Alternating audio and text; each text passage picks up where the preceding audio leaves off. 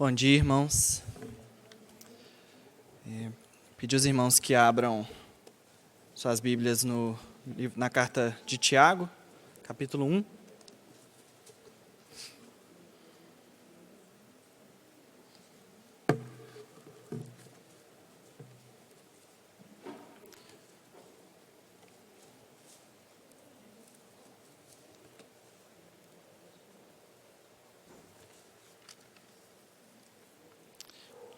Tiago, capítulo 1, nós vamos ler dos versículos de 12 a 15.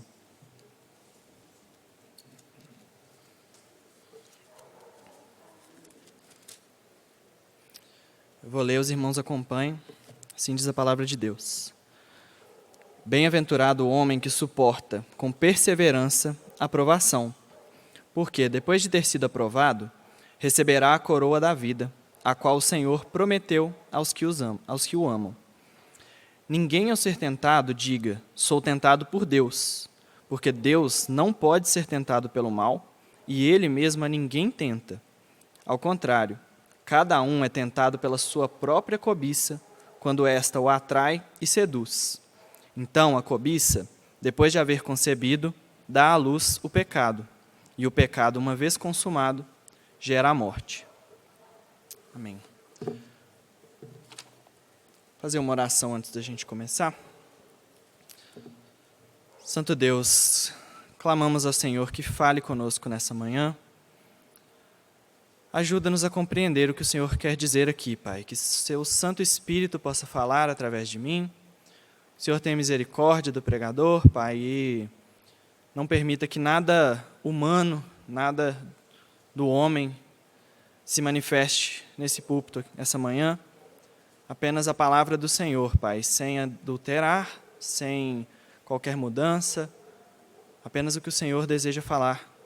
Que possamos levar nos nossos corações as lições aprendidas e colocá-las em prática, tanto em ações quanto em pensamentos, Pai.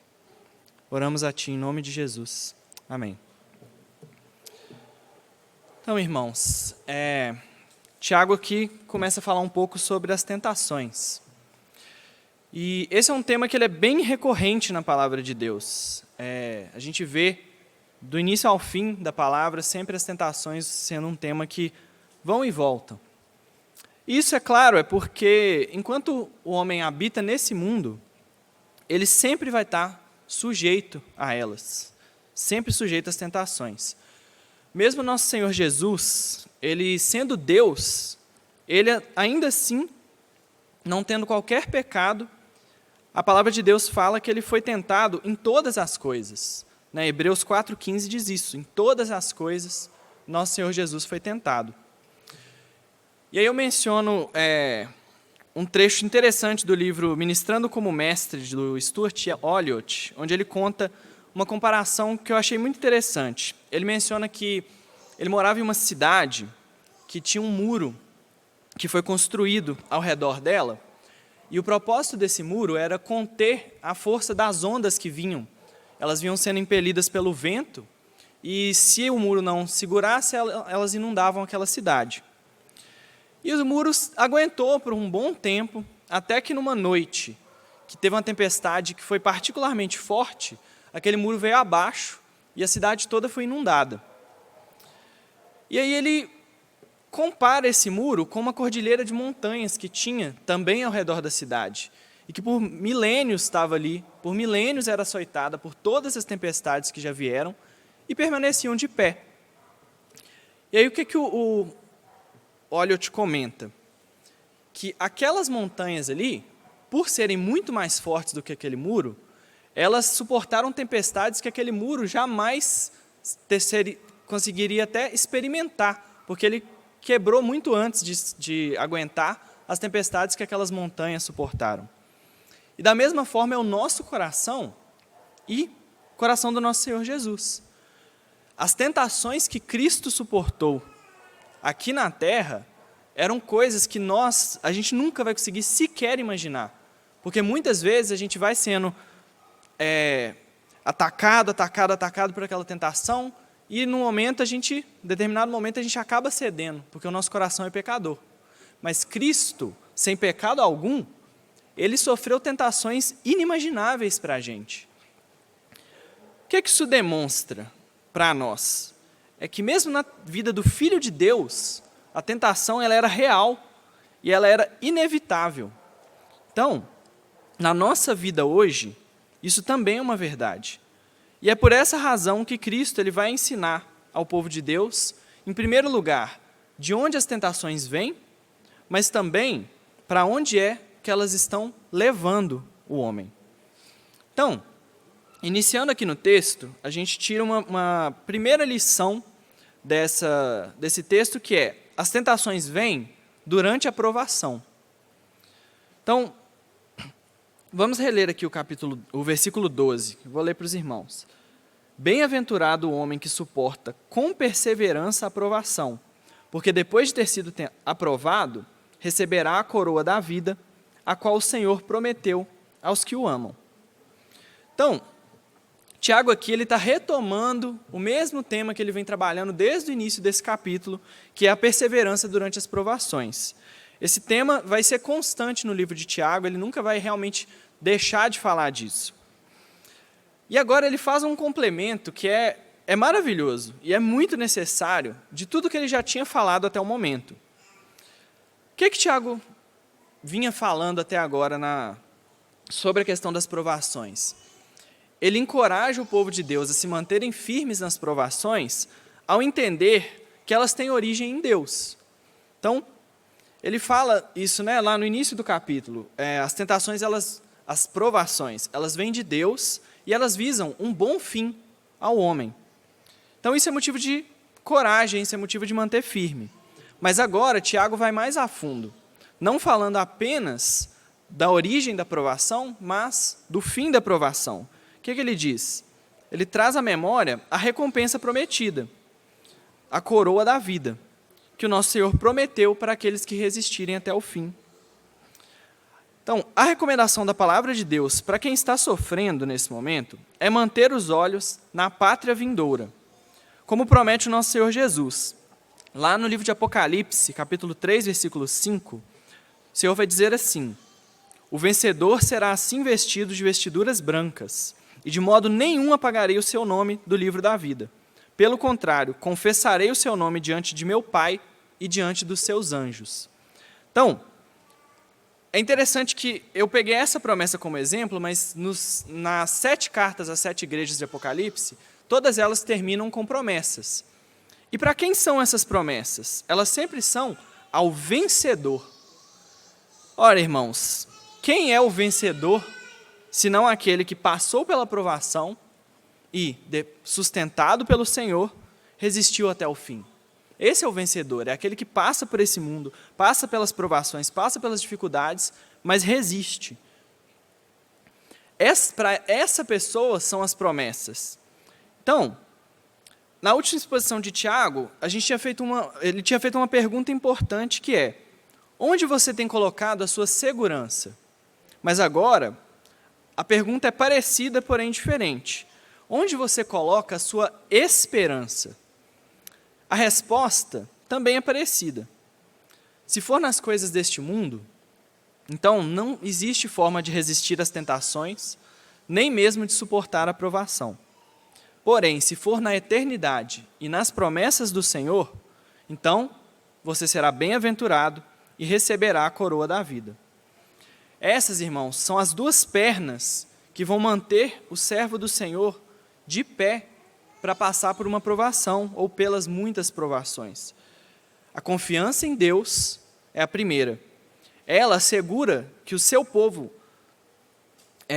que tudo que está acontecendo com o seu povo, todas as provações pela qual o povo de Deus está passando, é para o seu bem. E a segunda é a esperança de uma pátria celeste, onde esse sofrimento não vai mais ser necessário. Uma pátria de alegria eterna, que faz com que a dor atual seja breve e momentânea, como diz o apóstolo Paulo.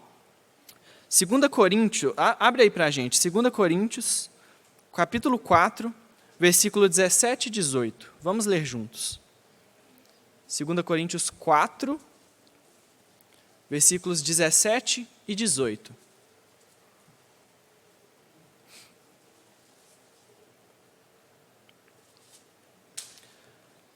Leiamos juntos, irmãos.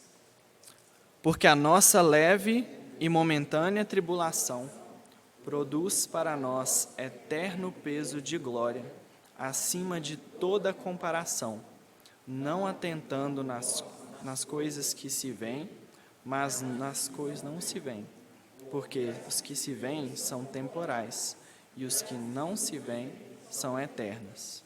Amém.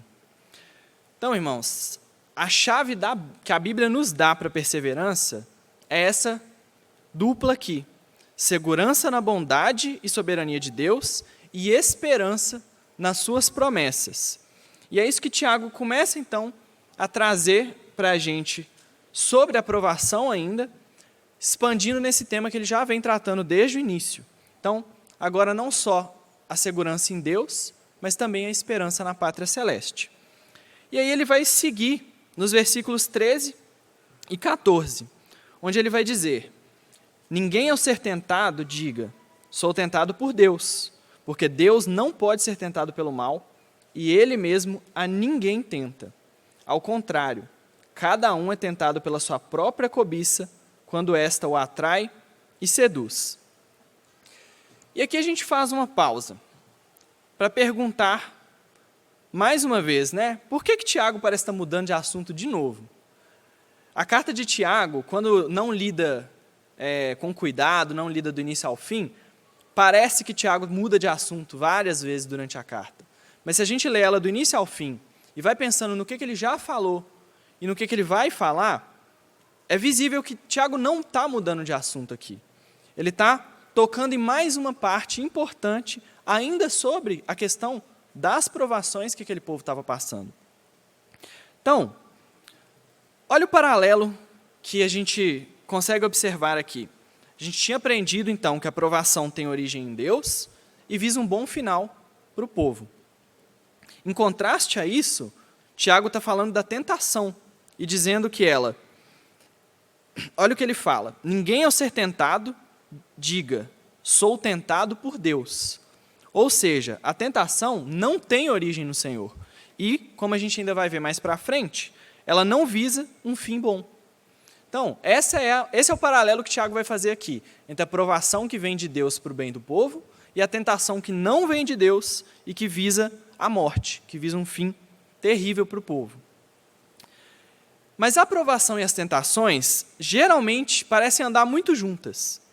Durante os períodos de dificuldade, muitas vezes as pessoas são tentadas a escolher o caminho mais fácil, seja através de fraude, mentira, traição, até mesmo blasfemar contra o Senhor. A gente vê o exemplo de Jó. Na tentação dele, ele era constantemente convidado a blasfemar contra o Senhor. Esse era o fim que Satanás queria, e até que a esposa dele fala, blasfema contra o seu Deus, amaldiçoa seu Deus e morre.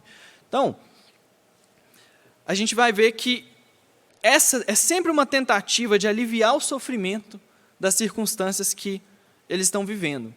Na provação, ela sempre virá junto à tentação. A questão é que a origem dessas duas são opostas. Versículo 13, então, vai deixar claro, a tentação não tem origem em Deus, apesar de que muitas vezes é fácil atribuir ela a Ele, quando a gente pensa na onipotência do Senhor. Muitas vezes a gente pensa, se Deus é onipotente, então a tentação tem que vir dele também. Mas não é assim. E nisso eu vou recorrer à nossa confissão de fé.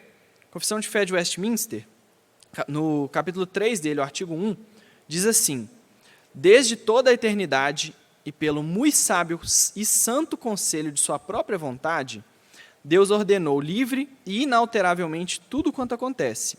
Porém, de modo que nem Deus é o autor do pecado, nem violentada é a vontade da criatura, nem é tirada a liberdade ou a contingência das causas secundárias antes estabelecidas. Então, a gente vê aqui a concordância evidente com o versículo 14 de Tiago, que diz que cada um é tentado pela sua própria cobiça, quando esta o atrai e o seduz. Então, irmãos, o que a palavra de Deus está ensinando? Cada pessoa é tentada pelas suas próprias inclinações malignas. Estas o atraem, o seduzem e geram o pecado e a morte. É isso que está sendo ensinado aqui nesse versículo. Então, em termos práticos, para a gente gravar melhor, né?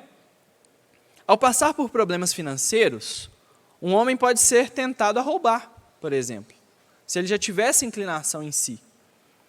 Ou, se ele se sente encurralado, às vezes ele está com uma dívida muito grande, ou o chefe lá está pressionando ele demais, ele pode ser tentado até mesmo a um assassinato, se ele já tiver, novamente, essa inclinação.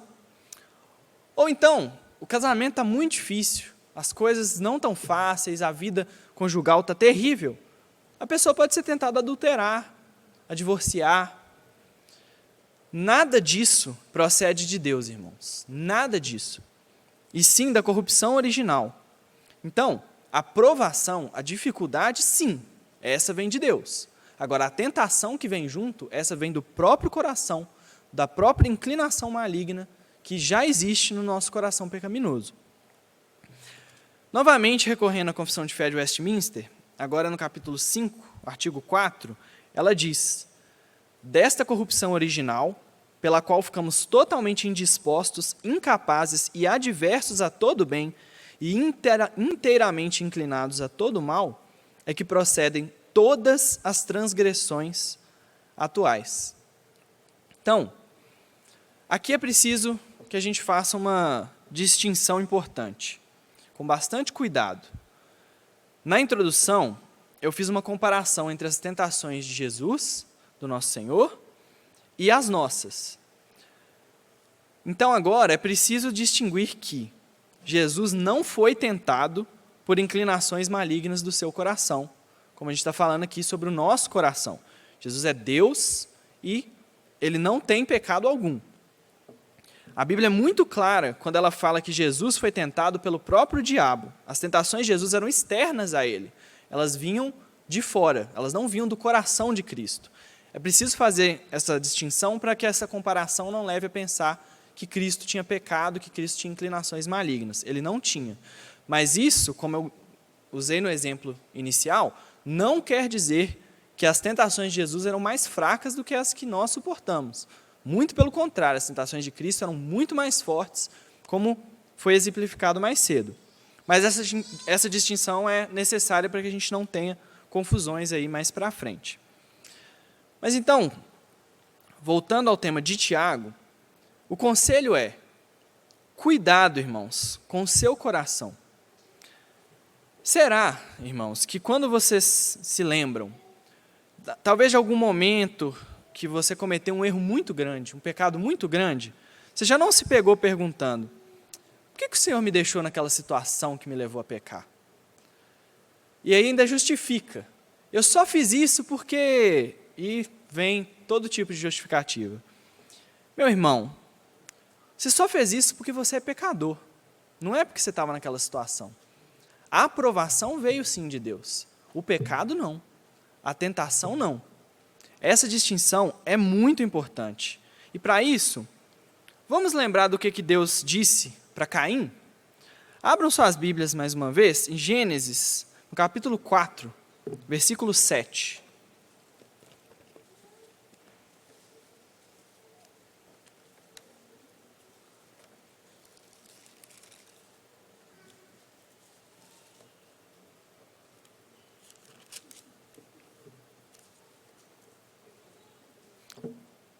Gênesis 4, 7. Eu vou ler, os irmãos acompanhem, por favor. Se procederes bem, não é certo que serás aceito? Se todavia procederes mal, eis que o pecado jaz à porta. O seu desejo será contra ti, mas a ti cumpre dominá-lo. Então, é isso que a palavra de Deus está dizendo. Vejam como que desde os tempos da criação é ensinado isso. E eu repito aqui, olha o que Deus fala para Caim: se procederes mal, o pecado jaz à porta. O seu desejo será contra ti, mas a ti cumpre dominá-lo. Por isso, irmãos, não é certo dizer: se eu não tivesse conhecido fulano, eu não tinha feito aquilo com a minha vida. Ou então, se eu não tivesse perdido o emprego, eu não tinha roubado, eu não tinha fraudado, eu não tinha cometido tudo aquilo. Tudo isso buscando justificar o pecado. Lembrem-se, irmãos, a provação ou seja, a perda do emprego, a situação difícil, ela vem de Deus. Mas a tentação não vem. A gente não pode justificar o pecado pela situação em que vivíamos naquele momento. Isso é errado. Isso é atribuir a Deus o nosso pecado. Quando não é isso a verdade. A realidade é que ele vem do nosso coração. Então, até aqui, Tiago então vinha falando das origens do pecado, das origens da tentação, da onde que ela vem. Mas agora ele vai seguir em frente e falar sobre o fim da tentação, para onde a tentação quer levar o povo de Deus. E a gente vem com a nossa segunda lição, que é: a tentação vem para trazer a morte. Então, primeiro a gente viu, a tentação vem durante a provação, agora a tentação vem para trazer a morte. Então, no versículo 14, a gente já leu, Tiago fala: cada um é tentado pela sua própria cobiça, quando esta o atrai e o seduz. Então, uma vez que a tentação nasce da sua própria cobiça, a pergunta é: para onde ela vai? O que acontece nesse processo? Vamos ler o versículo 15, então? Acompanhem comigo. Então a cobiça, depois de haver concebido, dá à luz o pecado, e o pecado, uma vez consumado, gera a morte. Observem, irmãos, como que esse processo parece ser perfeitamente natural, perfeitamente, uma coisa vai levando a outra, assim, muito tranquilamente. A cobiça traz o pecado traz a morte. Tiago parece mostrar que, uma vez que esse processo é iniciado, dificilmente ele não vai até o fim. Tiago parece mostrar que, uma vez que o homem se deixa ser atraído pela sua cobiça, naturalmente ela vai levar ao pecado, naturalmente ele vai levar à morte. Irmãos, tomem cuidado com a palavra que é usada aqui, cobiça. Cobiça é uma palavra muito feia, fala cobiça, a gente pensa assim, uma coisa horrível, uma coisa horrorosa. Mas, às vezes, no seu coração, essa cobiça pode ser uma coisa muito bonita, pode ser uma coisa muito atraente. Afinal de contas, o fruto do conhecimento do bem e do mal, ele era bom, né? Agradável aos olhos e bom para comer. É assim que a palavra de Deus descreve ele. E a palavra de Deus também diz que o próprio diabo, ele se disfarça de anjo de luz. Então, não pense que essa cobiça do coração sempre vai ser uma coisa horrorosa, sempre vai ser uma coisa feia, que diz, nossa, aquilo ali é horrível. Não, muito pelo contrário. Muitas vezes ele vem como uma coisa atraente. Então, o que seu coração pode ter cobiçado nos últimos tempos? Será que é segurança? Segurança no Senhor é correto, mas segurança nos seus próprios bens é pecado. Será que é carinho, irmãos? Às vezes, sua cobiça é carinho. Nos braços dos seus pais, nos braços de um cônjuge, não é errado. Nos braços de um amante, nos braços, às vezes, de um namorado, uma namorada ímpia, é pecado. Será que é amizade? Será que é um bom emprego? São tantas coisas, irmãos, que o coração pode cobiçar, mas a pergunta é: o que tem te deixado tão insatisfeito com a vida que Deus te deu, que tem levado seu coração ao pecado? Essa é a questão. Muitas vezes a gente pensa em cobiça como, imediatamente, nossa, adultério. Tá, mas o que o adúltero às vezes está procurando? Carinho. Porém, nos braços da pessoa errada. E ele vai justificar aquele ato, pensando, mas eu estava carente, meu casamento estava passando por uma dificuldade muito grande. Por que Deus deixou meu casamento passar por uma dificuldade tão grande assim? É fácil, irmãos, é fácil justificar o pecado com algo bonito, com algo que estava ali no meu coração, que eu estava precisando daquilo. Mas a palavra de Deus deixa muito claro, não é de Deus que vai vir, não é algo bonito. Tudo aquilo que nos leva para o pecado é cobiça do coração, ainda que a gente se engane. Então, irmãos, essas questões levantadas, o que seu coração tem cobiçado, o que tem te levado ao pecado, elas são importantes porque elas vão revelar a cobiça do seu coração que está pronta para conceber o pecado. Vamos voltar ao pecado de Caim, que a gente leu, e pensar um pouco. O que deixou Caim irado, irmãos? O sacrifício dele não agradou a Deus. Ora, agradar a Deus é uma coisa excelente. O problema não foi que Caim queria agradar a Deus. O problema foi que, ao invés de se perguntar por que o meu sacrifício não agradou a Deus, como eu poderia fazer um sacrifício melhor e agradar a Deus? O que ele escolhe é se irar contra o irmão dele que tinha agradado a Deus. Caim já tinha a inclinação para a ira, e essa ira deu à luz ao assassinato. Esse é o processo. É isso que Tiago está descrevendo. Então, reparem bem nessa descrição do processo que Tiago faz. Ele faz essa alusão a uma gravidez, né? A cobiça seduz o homem e concebe o pecado. Então, ela dá a luz a ele. Então, é realmente é uma alusão ali a uma gravidez mesmo, né? A cobiça seduz, concebe, e o pecado é o que nasce. E aqui eu trago um comentário do Augusto Nicodemos, que é bem interessante sobre essa alusão que Tiago faz. Ele diz assim: podemos resistir à tentação da cobiça com a graça de Deus. Quando não o fazemos, ela fica grávida do nosso desejo e, em seguida, dá à luz ao pecado. É como se Tiago quisesse dizer que não há dúvida, olhando para o pecado, de que é nosso filho. Assim como os pais de uma criança podem ser reconhecidos por exames de DNA, todo pecado que cometemos leva ao nosso DNA, pois somos diretamente responsáveis por ele, e não Deus. Então, olha que interessante, o pecado ele é um fruto tão característico do seu próprio coração, do nosso próprio coração, que quando ele é cometido, é inegável quem que é o pai e quem que é a mãe daquele pecado. Então, do mesmo jeito que a gente olha para o Elias, né, e fala, esse aqui, menino aqui é filho do Bruno. O pecado é igual, a gente olha para o pecado e não dá para negar. Esse pecado é filho do fulano, é filho de quem o cometeu. E isso dói de pensar, porque às vezes a gente pensa muito no pecado como uma coisa, a gente quer pensar no pecado como uma coisa externa a nós, né? Como uma coisa que, não, eu nem me reconheci fazendo aquilo. Irmão, será? Será que se examinar seu coração, você não sabe exatamente de onde que aquele pecado veio? Então, Jesus vai falar a mesma coisa, nosso Senhor diz, em Mateus capítulo 15, 18 a 20, eu vou ler para os irmãos.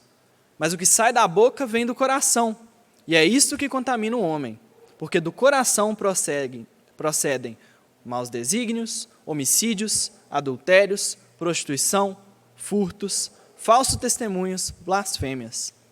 São estas as coisas que contaminam o homem, mas o comer sem lavar as mãos não o contamina. Então, irmãos, é por esse motivo que qualquer pecado, por menor ou maior que ele seja, é motivo para se examinar o coração. Então, às vezes, a gente se engana, né? Um pecado pequeno, uma mentirinha, uma bobaginha que eu fiz, tá tudo bem, Deus perdoa, deixa para lá.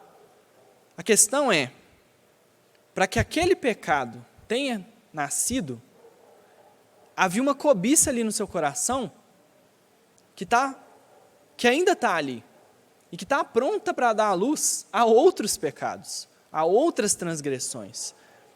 Há mais um erro, há mais um passo para longe de Deus. Então, não existe um pecado, irmão, um único que não seja motivo para se examinar profundamente o coração, para se perguntar, o que aqui no meu coração me fez fazer isso? E aonde mais isso pode me levar? Porque essa que é a questão.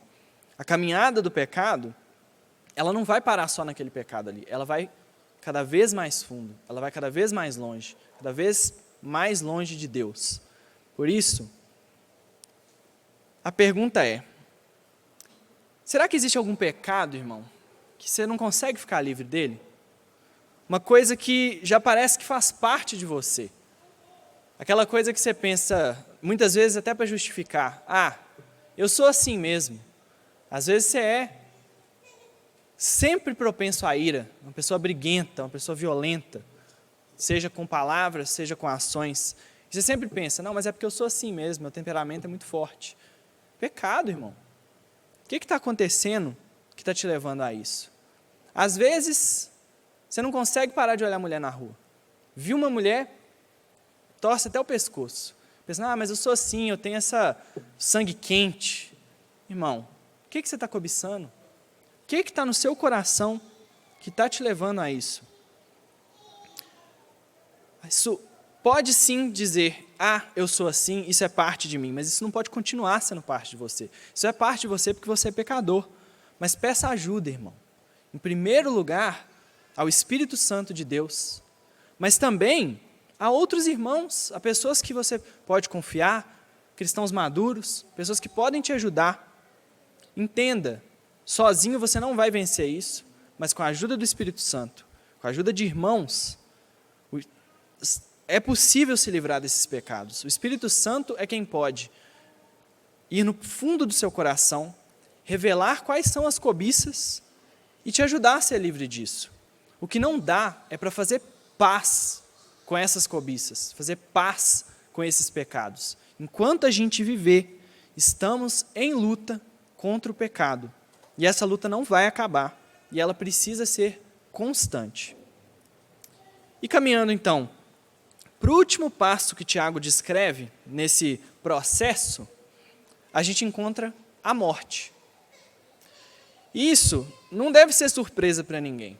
A Bíblia é muito clara, de Gênesis a Apocalipse, ao dizer que o salário do pecado é a morte. Romanos 6, 23.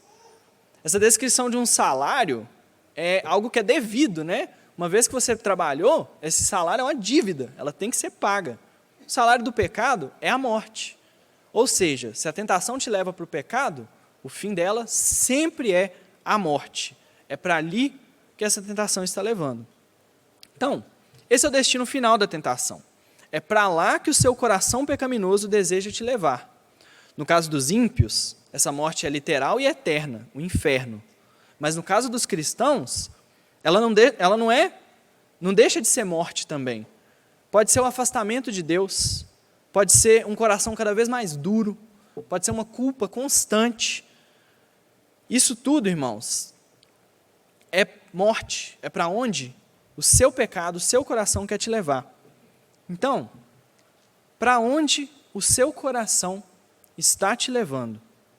Quem é que está guiando a sua existência? É o seu coração ou é o Espírito Santo de Deus? A resposta para essa pergunta vai te dizer para onde você está caminhando. Os dois fins foram falados aqui. A coroa da vida, as vestes brancas, a nação eterna, a nossa pátria, ou o pecado, a morte, o inferno. Para a gente concluir, então, vamos nos atentar para as distorções que muitos alimentam no seu coração. Ao ver o sofrimento, o tempo todo a gente quer falar, não, isso aí não é de Deus, não. Deus me deixar sofrer, me deixar passar por provação, Ele é bom. Um Deus bom não vai poder fazer isso. Mas a Bíblia diz exatamente o contrário. O Deus bom, o Deus que é maravilhoso, que ama seus filhos, permite que Ele passe pelas provações, para que eles possam ser aprimorados e levados para um bom fim. Mas, ao ser tentado, aí a coisa muda. Ou essa tentação veio do diabo, do inimigo, ou ela veio de Deus. Mas ela nunca veio de mim. A gente sempre quer mudar a palavra de Deus, mudar a realidade, para que as coisas fiquem um pouco mais fáceis, mais bonitas. A gente quer acreditar que Deus nunca vai deixar eu sofrer e quer acreditar que eu não sou responsável pelo meu pecado. Mas a realidade é oposta a isso. E a gente não pode nutrir essas mentiras, não pode continuar vivendo assim, porque dessa maneira nós nunca seremos desafiados a buscar mais santidade, a buscar mudança e a entender quando eu passo por uma provação, Deus está visando o meu bem. Então eu não vou me entregar às tentações aqui dentro, eu estou fazendo justamente o contrário do que Deus deseja fazer comigo naquela provação. Isso é importante, irmãos. E eu digo, a provação continua. Para muitos aqui, talvez a intensidade dela tenha diminuído. Passamos por tempos muito difíceis, muito difíceis. Talvez para alguns as coisas estejam melhorando. A cidade está reabrindo, talvez o comércio, seu negócio possa estar começando a lucrar outra vez com um novo movimento. Para outros, pode ser que ela tenha aumentado, ficado mais difícil. Mas a verdade é, enquanto estivermos nesse mundo, a provação nunca vai realmente ter chegado ao fim. A gente acha às vezes que acabou, mas vai vir outra, irmãos. No mundo tereis aflições, promessa de Jesus. Então, a carta de Tiago vem justamente passar esses conselhos importantes, deixando essas perguntas necessárias. Onde está a sua esperança? Na eternidade e na sua alegria infinita? Ou nos prazeres transitórios dessa vida? Como você tem lidado com as tentações e com a cobiça do seu coração? Busquemos, irmãos, mais de Deus. Busquemos aquilo que é eterno. Porque é isso que vai nos sustentar. É isso que vai nos permitir passar pelas provações e resistir às tentações. E oremos para que o nosso coração seja diariamente tomado pelo Espírito Santo, para que cada vez exista menos espaço para as cobiças dessa vida, para os desejos desse mundo, e cada vez haja mais da palavra de Deus, do Espírito de Deus no nosso coração. Esse é o nosso desejo todos os dias. Amém. Passo a palavra para o presbítero Ricardo para fazer o encerramento.